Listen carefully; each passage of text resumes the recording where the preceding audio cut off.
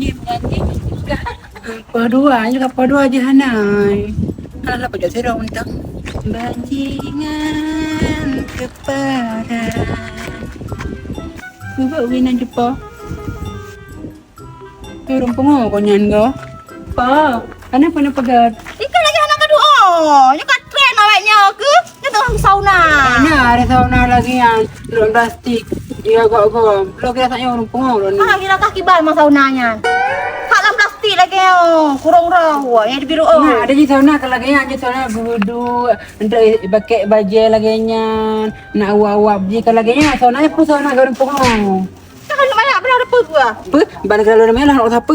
Aku dengar kan bakal lonjak sang kanan saunanya. Aku patih ke bakal nikah aja anak sauna. Antong gua. Kan patah nah. Ya, aku ni balik kalau pengo dalam plastik ada ni.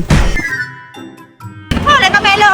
Wah, aku bayar tiba-tiba ni. Dia nak sauna, ini nak mikir apa nak? Pada lagi orang tua kertas, aku pengen kertas. Kalau sangat. Ya, kenapa kana? Nyam ni anak kapre ka? Hai, putra yang kerja. Tahu lo kertas. Bukan ada konyan pakai nak sauna. Ada sauna ka ba itu beauty clinic utama lea? Apa? Pak Eki kan na sauna na dua paket di. Na yang waktu 40 dan na yang waktu 20. Yang waktu 80 lengkap dan yang waktu 20 beda aja hanya body massage. Tapi lulur na. Yang dengan apa nak sauna? Anak pakai tas nak cow. Kenapa ni berasa? Kayak dulu lang betah. Itu baru dah.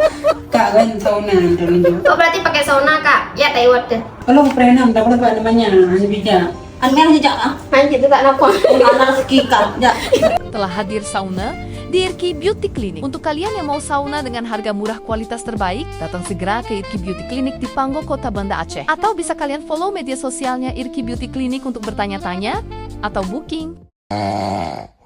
Mangak badanku kewangi kau. Si koi holah ni dia kau. Biasa karo je. Cik oh mana sih? Kau katingan. Kapten pelaku deke. Dek jitok je pelaku ke.